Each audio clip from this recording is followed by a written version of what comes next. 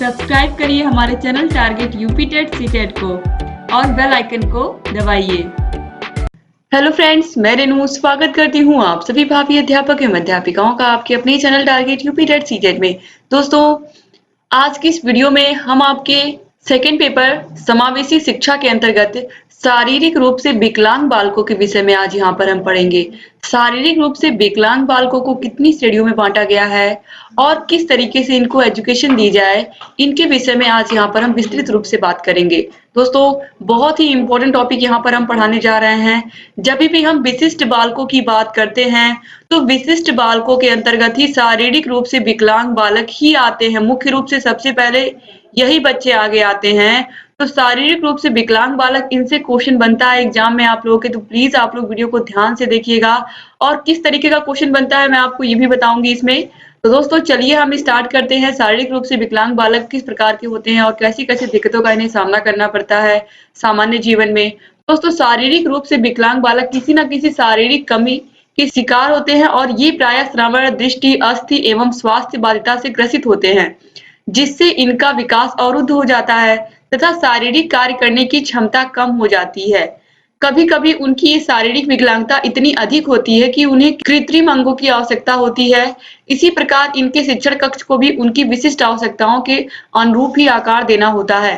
दोस्तों, यहाँ पर बताया गया है कि कभी कभी शारीरिक विकलांगता इतनी अधिक होती है कि उन्हें कृत्रिम अंगों की आवश्यकता पड़ती है। जैसे किसी बच्चे का एक हाथ नहीं है या फिर एक हाथ उसका जन्म से ही नहीं है, तो उन्हें कृत्रिम अंगों की जरूरत पड़ती है, तो उसको सरकार मुहैया कराती है।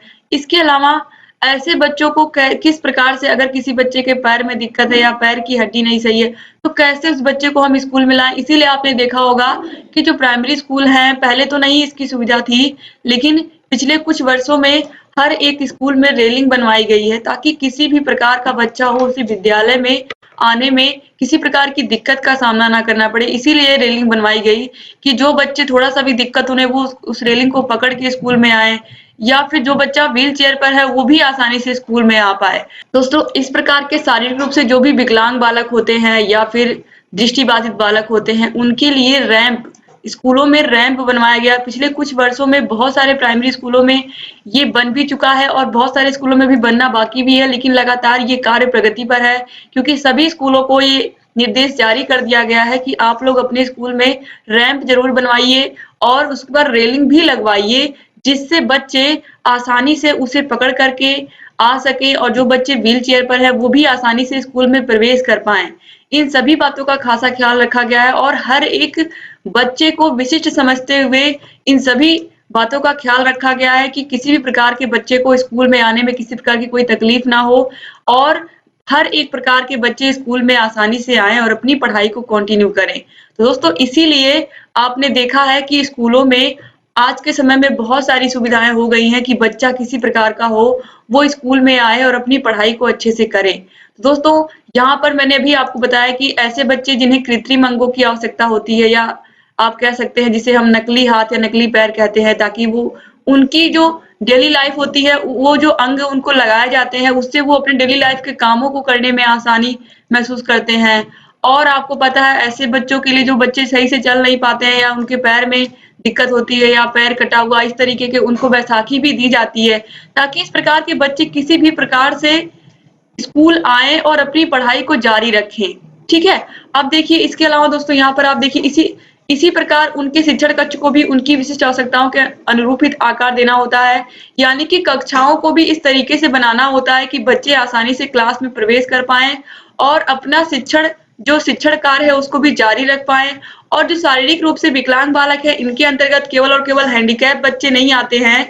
इसके अंतर्गत जो बच्चे देख नहीं पाते हैं सही से, जो बच्चे सही से सुन नहीं पाते हैं, जो बच्चे बोल नहीं पाते हैं, यानी कि श्रवण बाधित, मूक बधिर बच्चे भी आते हैं। तो आप लोग याद रखिएगा, शारीरिक रूप से विकलांग बालकों की बात जब भी होगी तो खाली और खाली ऐसे बच्चे जिन्हें कृत्रिम अंगों की आवश्यकता है, सिर्फ ऐसे बच्चे ही नहीं बल्कि ऐसे बच्चे जो देख नहीं सकते, सुन नहीं सकते, बोल नहीं सकते, वो बच्चे भी शारीरिक रूप से विकलांग बालकों के अंतर्गत ही आते हैं। और इन सभी को आपको विस्तृत रूप से पढ़ना है, याद रखिएगा आप लोग। अब दोस्तों देखिए, शारीरिक रूप से विकलांग बालकों को अस्थि बाधित या विकलांग कहते हैं। यानी कि अस्थि बाधित का मतलब है ऐसे बच्चे जिनके अस्थियों में दिक्कत होती है, हड्डियों में दिक्कत होती है, इसका मतलब आप समझ सकते हैं कि हाथ नहीं है, पैर नहीं है, तो ऐसे बच्चों को बहुत सारी समस्याओं का सामना करना पड़ता है अपने दैनिक जीवन में। अब दोस्तों इसके बाद देखिए, शारीरिक रूप से बाधित बालक अस्थि बाधित बालकों की शैक्षिक प्रक्रिया गंभीर रूप से प्रभावित होती है। शारीरिक रूप से बाधित बालक होते हैं, जो अस्थि बाधित बालक होते हैं, इनकी शैक्षिक प्रक्रिया गंभीर रूप से प्रभावित होती है। उसका रीजन ये होता है कि ऐसे बच्चे कहीं न कहीं अपने माता-पिता पर, अपने परिवार पर आश्रित होते हैं। अगर वो उन्हें स्कूल ले जाते हैं, तभी वो स्कूल पहुँच पाते हैं।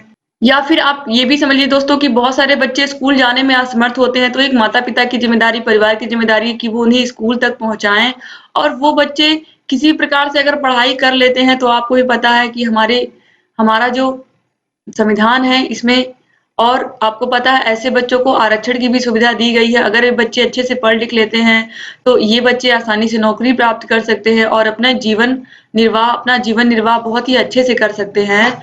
तो ऐसे बच्चों की शिक्षा पर उनके माता-पिता को, परिवार को विशेष रूप से ध्यान देना चाहिए कि हमारा बच्चा बिल्कुल यूनिक है। उन्हें यही सोचना चाहिए कि हमारा बच्चा बिल्कुल सबसे अलग है और हमारा बच्चा बहुत अच्छा कर सकता है। क्योंकि अगर माता-पिता और टीचर का सहयोग मिलता है, तो आप ये जान लीजिए कि ऐसे बच्चे आगे चल कर के बहुत अच्छा कर सकते हैं, ठीक है? अब ऐसे बच्चों में आप देखिए, ऐसे बच्चे आते हैं शारीरिक रूप से विकलांग बालकों में, जिनके हाथ-पैर टेढ़े होते हैं या टेढ़े-मेढ़े होते हैं, कुछ शारीरिक अंगों का ना होना, शारीरिक अंगों का या एक हाथ या एक पैर नहीं है, ऐसे बच्चे या जल गए हैं या फिर टूट गए हैं अथवा किसी गंभीर रोगों के कारण ये कार्य नहीं कर रहे हैं। गंभीर रोग का मतलब जैसे किसी बच्चे को फालिज मार दिया या इस तरीके से कहीं न कहीं ऐसे बच्चे स्कूल आने में असमर्थ हो जाते हैं या किसी न किसी अपने परिवार के ऊपर आश्रित हो जाते हैं।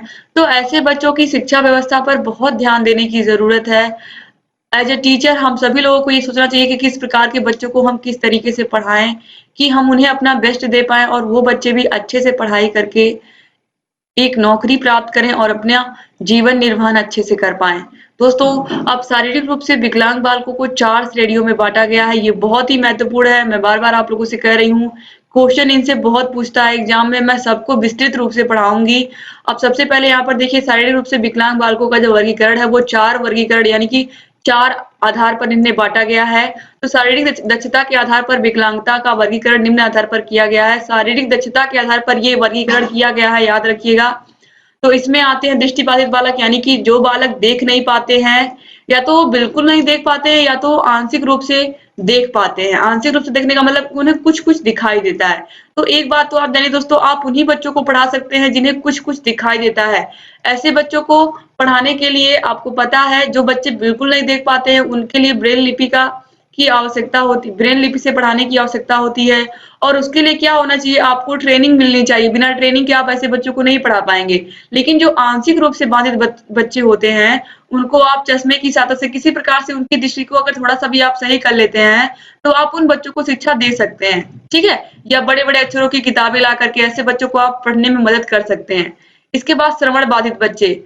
श्रवण बाधित बच्चे मतलब ऐसे बच्चे जो सुन नहीं सकते। अब ऐसे बच्चे जो सुन ही नहीं सकते हैं, आप उनको कैसे पढ़ाएँगे? शिक्षक सामान्य बच्चों को अगर क्लास में पढ़ाते हैं, तो वो क्या करते हैं, वो जो बातें बोलते हैं वो बच्चे सुनते हैं, तभी तो बच्चे रिस्पॉन्स करते हैं जब टीचर कोई क्वेश्चन उनसे पूछते हैं। अगर बच्चा सुन ही नहीं पाएगा तो वो रिस्पॉन्स कैसे करेगा? तो ऐसे बच्चों के ऊपर भी विशेष रूप से ध्यान देना है। और यहाँ पर भी आंशिक श्रवण बाधित बच्चों की बात मैं कर रही हूँ। ऐसे बच्चे जो हल्का-फुल्का सुन सकते हैं। बिल्कुल ऐसा नहीं कि वो बिल्कुल ही बहरे बच्चे हैं जो कुछ भी नहीं सुन सकते, ऐसा नहीं है। ऐसे बच्चे जो आंशिक रूप से सुन सकते हैं, वही बच्चे आते हैं श्रवण बाधित बालकों के अंतर्गत। फिर है वाणी बाधित बच्चे। ऐसे बच्चे जो बिल्कुल बोल नहीं पाते हैं, ये बहुत गंभीर समस्या है। ऐसे बच्चों को आपको कैसे पढ़ाना है, ये भी मैं आपको बताऊँगी। इसके बाद अस्थि बाधित बच्चे। अस्थि बाधित बच्चों के बारे में आपको बताने की ज़रूरत नहीं है, जिनको हड्डी की दिक्कत होती है। और हड्डी का मतलब ऐसे बच्चे जिनके हाथ-पैर कटे होते हैं, या फिर ये कहिए कि किसी दुर्घटना के शिकार हो जाते हैं ऐसे बच्चे, या जन्म से ही हड्डियाँ कमज़ोर होती हैं, या फिर वो बच्चे बैठ नहीं पाते हैं। बहुत सारी समस्याएँ होती हैं, इन सभी के विषय में भी हम आगे पढ़ेंगे। दोस्तों, ये जो 4 प्रकार के बालक आप देख रहे हैं, ये 4 प्रकार के बालक, ये आपके एग्ज़ाम की दृष्टि से बहुत ही महत्वपूर्ण हैं। इन चारों के विषय में आपको ध्यान से पढ़ना है। इस चैप्टर में जो अभी आप लोग विशिष्ट बालकों के विषय में पढ़ रहे हैं, इसमें ये बहुत ही महत्वपूर्ण टॉपिक स्टार्ट हुआ है। तो आज हम दृष्टिबाधित बालकों के विषय में थोड़ा-सा यहाँ पर हम सीखेंगे कि दृष्टिबाधित बालक किन्हें हम कहते हैं। दृष्टि का मतलब ऐसे बच्चे जो देख नहीं सकते हैं या देख पाने में असमर्थ होते हैं, ठीक प्रकार से नहीं देख पाते हैं। देखिए यहाँ पर दृष्टिबाधित बालक ठीक प्रकार से देख पाने में असमर्थ होते हैं, जिसके कारण ये सामान्य बालकों की भांति शिक्षा ग्रहण नहीं कर सकते। आपको पता है ऐसे बच्चों को पढ़ाने में बहुत समस्या आती है। सामान्य प्रकार के बालक तो कोई दिक्कत ही नहीं होती इन्हें पढ़ाने में, क्योंकि ये सभी प्रकार से सक्षम होते हैं। लेकिन जो बच्चे किसी भी प्रकार से शारीरिक रूप से विकलांग हैं, उन बच्चों को आपको शिक्षा कैसे देनी है, ये आपके लिए एक चुनौती है। इसी के विषय में हम पढ़ेंगे दृष्टिबाधित बालकों के विषय में कि किस प्रकार से इनकी शिक्षा व्यवस्था में करनी है। पहले इनकी पहचान, इनकी विशेषताएं, इनकी पहचान और इनकी समस्या जो है आखिर में क्यों है उसका कारण, और फिर इनकी शिक्षा व्यवस्था कैसे करेंगे, इन सभी के विषय में हम पढ़ेंगे। लेकिन आज की इस वीडियो में हम दृष्टिबाधित बालकों के विषय में इनकी परिभाषा क्या होती है और किस प्रकार के बालकों को हम दृष्टिबाधित बालक कहते हैं, आज हम सिर्फ इतना जानेंगे इस वीडियो में।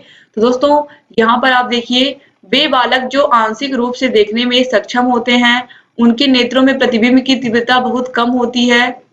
इनकी दृष्टि क्षमता 20/70 होती है, ये आप लोगों को याद रखना है। इनकी जो दृष्टि क्षमता होती है, यानी कि जो बच्चे आंशिक रूप से देख पाते हैं, उनकी दृष्टि क्षमता होती है 20/70। इसका मतलब क्या होता है, अगर सामान्य बालक किसी वस्तु को 70 फीट की दूरी से देख सकता है, यानी कि 20/70 का मतलब ये है, अगर कोई सामान्य बालक किसी वस्तु को 70 फीट की दूरी से देख सकता है, तो जो आंशिक रूप से दृष्टिबाधित बालक होगा वो उसी वस्तु को 20 फीट पर रखी हुई वस्तु को देख पाएगा। वो अधिक से अधिक 20 फीट पर रखी हुई वस्तु को देख पाएगा जो दृष्टिबाधित बालक होगा। तो आप समझ गए होंगे, यदि सामान्य बालक किसी वस्तु को 70 फीट की दूरी से देख सकता है, तो दृष्टिबाधित बालक 20 फीट पर रखी हुई वस्तु को देखने के योग्य होते हैं।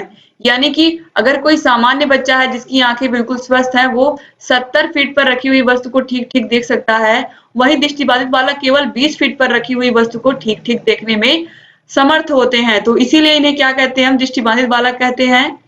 आंखों की दृष्टि योग्यता से तात्पर्य दूर की वस्तुओं को स्पष्ट रूप से देखने में है, यानी कि दूर की वस्तुओं को स्पष्ट रूप से देखने में है।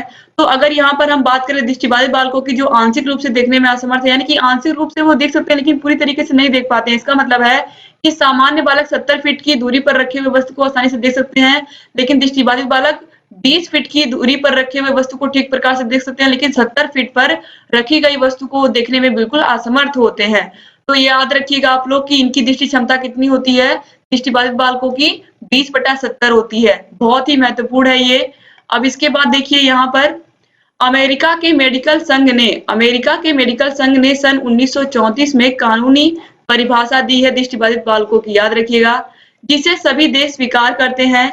जिनकी दृष्टि क्षमता 20/70 तथा इससे कम हो, उनकी आंखें सुधार के बाद प्रायः उत्तम हो, या जिनकी दृष्टि का क्षेत्र सीमित हो और 20 डिग्री का कोण बनाती हैं, उनकी आंखें सुधार के बाद उत्तम हो। तो दोस्तों यहाँ पर भी देखिए यही बात, 20/70 अगर दृष्टि क्षमता इतनी है या इससे कम है तो वे बच्चे क्या कहलाते हैं, दृष्टिबाधित बच्चे कहलाते हैं। और किस प्रकार से इनकी दृष्टि क्षमता को बढ़ाया जाए, इनके लिए चश्मे बनवाए जाए इस तरीके के कि ये इनकी दृष्टि क्षमता थोड़ी बढ़े, इसके विषय में हम यहाँ पर देखते हैं आगे। सबसे पहले यहाँ पर आप देखिए, भारत सरकार के समाज कल्याण विभाग या समाज कल्याण मंत्रालय ने 1987 में दृष्टिबाधित बालकों की परिभाषा दी है, जो कि इस प्रकार है। ऐसे बच्चे जो अपनी पूर्ण दृष्टि खो चुके हों, ये भी दृष्टिबाधित बालकों के अंतर्गत आएंगे, यानी कि जिन्हें बिल्कुल भी दिखाई नहीं देता हो। दूसरा है दृष्टिबाधित 6/66 या 20/20 से अधिक ना हो, यानी कि ऐसे बच्चे जिनकी दृष्टि क्षमता 6/66 से लेकर के 20/20 से अधिक ना हो और चश्मे के प्रयोग से आंख उत्तम हो, स्नेलन चार्ट परीक्षण से, यानी कि स्नेलन चार्ट परीक्षण के द्वारा ही ये देखा गया है कि 6/66 या फिर 20/20 से अगर अधिक नहीं है दृष्टि की क्षमता उन बच्चों की, तो वे आंशिक रूप से क्या कहलाएंगे, दृष्टिबाधित बालक कहलाएंगे। ये भारत सरकार के समाज कल्याण मंत्रालय के द्वारा दी गई परिभाषा है। तो ये 6/66 और 20/20 ये आप याद रखिएगा। दृष्टि का क्षेत्र सीमित हो और 20 डिग्री से कम का कोण बनाता हो। तो यहाँ पर भी वही अमेरिका के संघ के द्वारा जो परिभाषा दी गई थी, अमेरिका के मेडिकल संघ के द्वारा, वही बात यहाँ पर भी कही गई है, 20 डिग्री से कम का कोण बनाता हो, यानी कि दृष्टि का क्षेत्र सीमित हो और 20 डिग्री से कम का कोण बनाता हो। तो ऐसे बच्चे भी क्या कहलाएंगे, दृष्टि बाधित बालक कहलाएंगे। और ऐसे बालकों को चश्मे की आवश्यकता होती है, ये बात तो आपको पता ही है। ये चीजें मैं आपको अगली वीडियो में पढ़ाऊंगी दृष्टिबाधित बालकों के विषय में। और दोस्तों दृष्टिबाधित बालकों को अभी मैंने आपको बताया इनकी विशेषताएं, इनकी पहचान, इनकी शिक्षा व्यवस्था कैसे करनी है, किस तरीके से चश्मे का प्रयोग करा करके इन बच्चों को हम अच्छे से ज्ञान दे सकते हैं सामान्य बालकों की तरह। ये सभी बातें हम अगली वीडियो में पढ़ेंगे, क्योंकि दृष्टिबाधित बालकों के विषय में बहुत ही ब्रॉड दिया था आप लोगों के सिलेबस में, तो मैंने सोचा कि इतनी बातें मैं थोड़ी सी आपको जानकारी आज की वीडियो में दे दूंगी, उसके बाद विस्तार से अगली वीडियो में मैं आपको बताऊंगी। क्योंकि दृष्टिबाधित बालकों को 2 प्रकार से बांटा गया है, आंशिक रूप से दृष्टिबाधित बालक और पूर्ण रूप से दृष्टिबाधित बालक। तो इनके विषय में भी आपको जानना है, किस प्रकार से इनकी रोशनी वापस आ सकती है ताकि ये बच्चे भी सामान्य रूप से पढ़ाई कर सकें। तो इसके विषय में दोस्तों विस्तृत रूप से अध्ययन करेंगे। और दृष्टिबाधित के बाद फिर श्रवण बाधित बालक है, फिर है वाणी बाधित बालक, अस्थि बाधित बालक। इन सभी बालकों के विषय में आपको बहुत ही अच्छे से पढ़ना है ताकि आप लोगों को किसी भी प्रकार की कोई कंफ्यूजन ना हो जब आप एग्जाम देने जाएं अपने 3rd सेमेस्टर का। इसीलिए मैं हर एक चीज को बहुत ही ब्रॉड तरीके से पढ़ा रही हूँ, विस्तृत तरीके से, कोई भी टॉपिक आपका छूटने ना पाए और हर एक टॉपिक बहुत ही अच्छे से आप लोग कवर करें। दोस्तों आप लोगों को 3rd सेमेस्टर की सभी वीडियोस यहाँ आई बटन पर क्लिक करके मिल जाएंगी। 3rd सेमेस्टर की आपकी फर्स्ट पेपर, सेकेंड पेपर, इसके अलावा आप लोगों का हिंदी, सामाजिक अध्ययन, आप लोगों का गणित, ये सभी विषय स्टार्ट हो चुके हैं। आप लोग सभी विषयों को पढ़िए। डिस्क्रिप्शन बॉक्स और कमेंट बॉक्स में भी आपको सभी की लिंक मिल जाएगी। 3rd सेमेस्टर के सभी विषयों को अच्छे से देखिए, पढ़िए, समझिए और जहाँ कहीं भी कोई भी समस्या है हमसे पूछिए। दोस्तों अगर अभी तक आपने हमारे चैनल को सब्सक्राइब नहीं किया है तो प्लीज सब्सक्राइब कर दीजिए और बेल आइकन को भी प्रेस कर दीजिए ताकि हम जो भी नई वीडियोस बनाते हैं उन सभी का नोटिफिकेशन आपके पास समय से जाए और आप हमारे सभी वीडियोस को ऐसे ही देखते रहें। एक बार फिर से आप सभी भाई बहनों का बहुत बहुत शुक्रिया। मिलते हैं नेक्स्ट वीडियो में, तब तक अपना ख्याल रखिएगा, अपने परिवार का ख्याल रखिएगा और ऐसे चैनल से बने रहिएगा। दोस्तों एक बार फिर से आप सभी भाई बहनों का बहुत बहुत शुक्रिया। जय हिंद दोस्तों।